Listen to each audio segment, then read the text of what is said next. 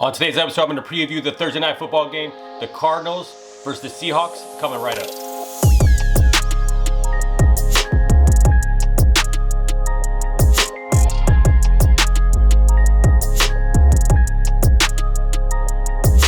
And what's up, everyone? You're listening to the Gridiron Fantasy Football podcast for Thursday, November 19th, 2020. And I'm Chip, and I'm your host, and thank you so much for listening today. If you're a new listener, thank you so much for joining us as well. If you'd like to share our podcast, you can find us over on Apple and Google Podcasts, Spotify, Stitcher, iHeartRadio, and Amazon Music. If you'd like to watch us, you can watch us over on YouTube at Gridiron Fantasy Football. So do me a favor, please hit subscribe, hit the bell so you don't miss any more episodes and help support the show. And on today's episode, I'm going to preview the Thursday night football game, the Cardinals versus the Seahawks. And before I do that, I want to kind of go over some of the news that pertains to this game. We know that the Seahawks are dealing with a lot of injuries, especially at running back. So I just want to give you some updates on those injuries. It looks like Chris Carson, the running back for the Seattle Seahawks, will not play on Thursday night. He's still dealing with a foot injury.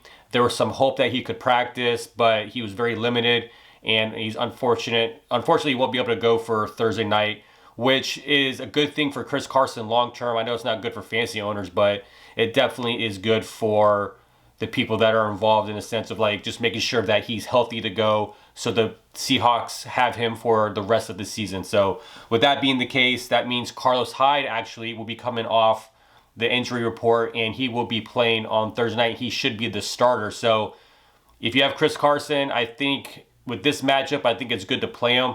But if you own DJ Dallas, unfortunately, he goes back to being a boom-bust type of player because you know that the Seahawks will have some type of rotation, but it looks like Chris Carson will get the start.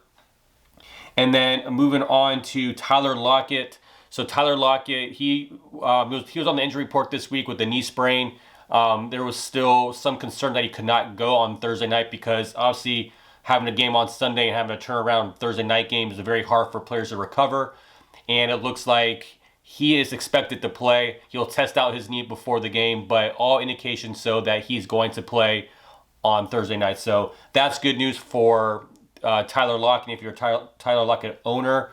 But it's just one of those things. He could be limited. His snap count could be limited. So it's one of those high risk, high reward type of situations. But that's all the news that pertains for this game. But let's go into some of the starts and sits for this game. You know, this is a pretty, if you watch the first game that the Arizona Cardinals played in the Seahawks, it was a very thrilling game. They won in overtime. In the first game, Arizona won the game 37-34. You know, this was the game where you saw Russell Wilson and Kyler Murray both go off. They had great games fantasy-wise. Now, this is the game that Tyler Lockett scored over 53 PPR points. This was a game where he was unstoppable. So I don't see that happening again. But this also the game you saw DK Metcalf only get 2 catches for 23 yards. So will there be a shift on how they're going to guard DK Metcalf compared to Tyler Lockett? My guess is how bad Tyler Lockett just owned them in the first game.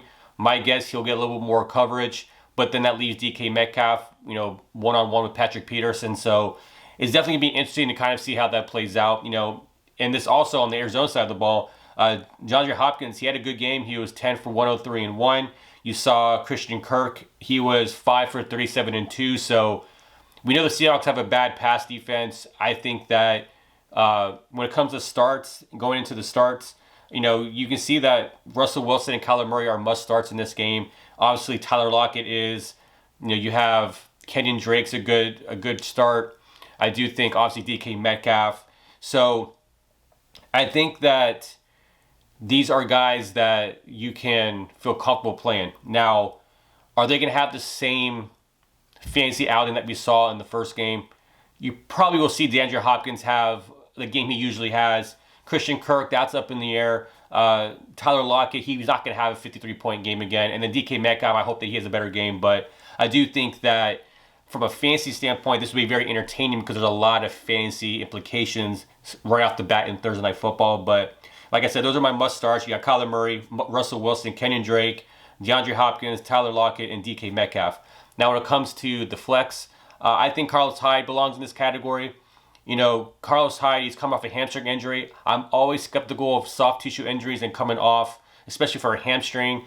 even though he's off the injury report, I get concerned with it because he definitely could re-aggravate it, which will, if you start Carlos Hyde, you'll be out points.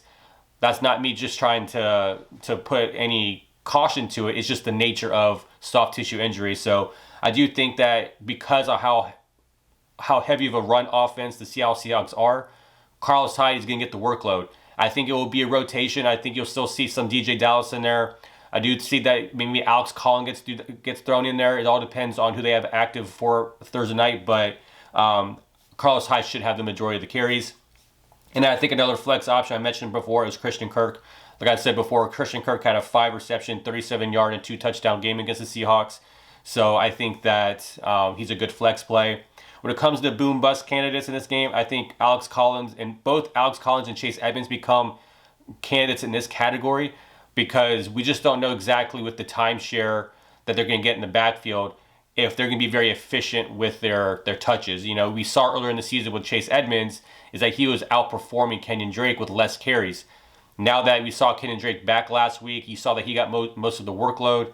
So if you're a running back needy team right now and you're looking for a boom bust and hoping for the best, maybe Chase Edmonds give you a better opportunity. You saw Alex Collins last week. He led the backfield carries and he had a touchdown. So there's a lot of things, but they have people in front of them. You know, Alex Collins has Carlos Hyde now, and then Chase Edmonds has Kenyon Drake. So it's one of those things where it's hard because when you have Thursday night football players like in fantasy, it's hard not to play those guys because you're kind of so excited for the new fantasy week and you want to play these guys. And, you know, it's one of those things where you have to make that decision. But I think those are all the playable pieces in this game alone. Now, when it comes to players you're sitting, you're not playing any tight end in this game. No one in this game that's a tight end is fantasy relevant. So I do think that that's a safe bet to say that. But, you know, when it comes to who I feel like will, you know, this game, you know, is favored by it's a home game in Seattle, here in Seattle, and the Seattle Seahawks are favored by 3 points, and they have a 57.5 over-under. So they're expecting a high-scoring game like we saw last time. But I think, honestly, the Cardinals have the edge in this game.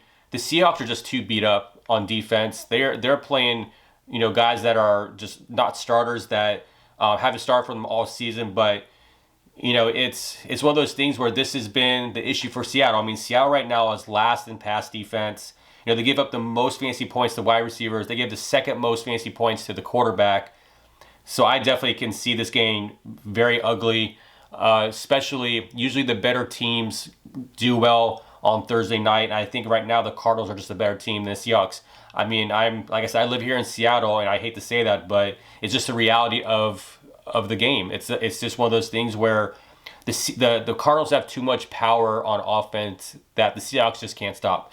So hopefully we still get a good game. You know, anytime you have Russell Wilson, you're going to be in the game. You're always going to be close, but it just takes the defense getting a couple stops. If they're able to do that, then I think the Seahawks have a chance. But that's all the fantasy implications for this game. This is who I feel like this is a very good Thursday night football game. It's good to get something of this magnitude, a division game, a game that we saw earlier in the year that went into overtime. So I'm glad that we're going to be able to see a second round of this. So hopefully it's a good game. But when it comes to that, that's all of the fantasy starts and sits for that game. But, you know, join me on Friday where I go through all the other games, all my starts and sits for Week 11. But if you have any questions, you know, please, you're always free to leave a comment below. Ask me any questions you like. And if you want to try to reach out on me on social media, you can find me on Twitter and Facebook at the Gridiron Pod.